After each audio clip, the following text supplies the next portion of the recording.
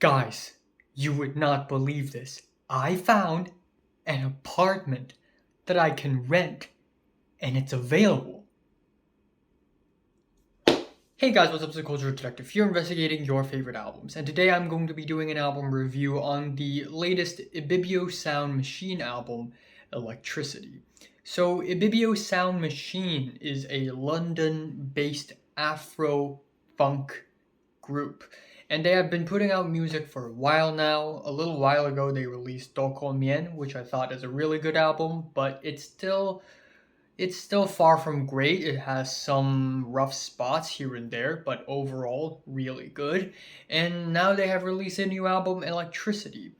And for this new release, they have focused more on the dancey, groovy side of funk instead of the more African rootsy side, which is a direction nonetheless. Yes, and with this new direction, they are making their music a little bit more poppier and catchier, but also a little bit less interesting. But that being said, though, I still think a lot of these tracks here are way quirkier than your average disco funk tracks. The album opener, Protection from Evil, sounds like something that LCD Sound System would make. It has the braggish, reverby vocals that I really like, the buzzing synths, and infectious beat. Overall, it is a really exciting album opener, and the last half of the track is really fun. And then we have the title track, which is kind of mid-paced. The drums and the vocals are okay. It's definitely a little slower than many other bangers that the group has released.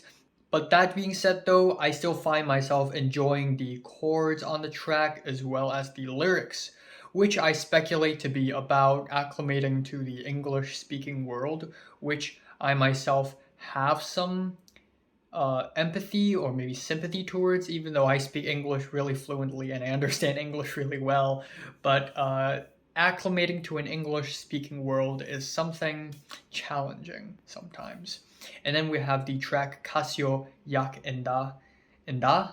There's a dust in the air. And this track is a mid-paced track with distorted guitars, drums that are mixed really loud, and vocals that are mixed really quiet. Production-wise, I don't think it's all that impressive, and instrumentally, I think it's just okay.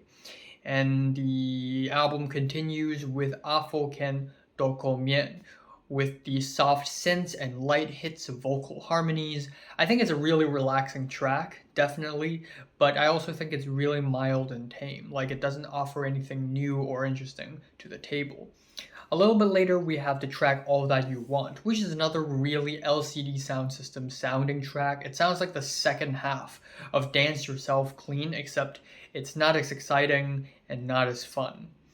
But the album kind of brings itself back up in terms of pacing again with the track Wanna See Your Face Again, which is a disco track with some pulsating keyboards, syncopated hi-hats. It's really catchy, it's really light, it's really easy to get into, and it slaps. But what slaps even harder is the next track, 17, 18, 19, which is just an absolute friggin' banger. The vocals on this track is so much more prominent, the beat is quirky, it's danceable, the guitars are groovy, and the chorus slaps. 17, 18, 19, go do, da, da, da, da, da, da, da.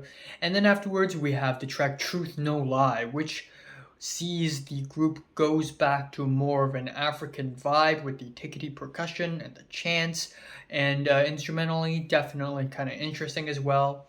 The track Oyoyo is followed, and it almost has a Latin groove to it with the horns and the steel drums, almost a West Indian, Caribbean vibe to it, with the weird, quirky, squeaky embellishments. But that being said, though, I think overall the track is kind of forgettable. And then that is followed with Something We'll Remember, which feels more like an instrumental track than an actual song. I do really like the summery, groovy guitar jams, and the na na na na na na vocals in the back makes it so much more fun at the end. And then the album ends off with the last two tracks, Almost Flying and Freedom. The former is a quiet, spacey track with minimal beats and instrumentals, and I think it's a cool thing that the group is interjecting some more quiet moments here and there, but in my opinion, the instrumentals of this track just don't build up to all that much. And finally, the album ends off on Freedom, which instrumentally I think is really good. It has the skippy, chaotic beat, the swishing noises, the sparkly synths, but for some reason the whole track just sounds like it's sped up. It doesn't sound fast. It sounds sped up. Like the singing and the instrumentals on this track just sound digitally faster for some reason. So I don't know. I don't know what's going on here. But overall, I think this is a pretty solid album, and it definitely has its highlights here and there. But I still do think that Ibibio Sound Machine has some rough spots to polish until they release a really friggin' fantastic album. My favorite track here is 17, 18, 19, and my least favorite is probably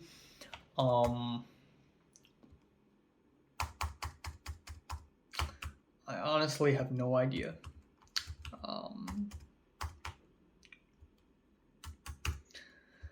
Probably Afoken Dokomien. I'm giving Ibibio Sound Machine's Electricity a strong 6 to a light 7 out of 10. So have a listen to the latest Ibibio Sound Machine record from 1 to 10 how much it's rated. Like it, and subscribe if you want more. And thanks for watching. I'm gonna go have lunch right now.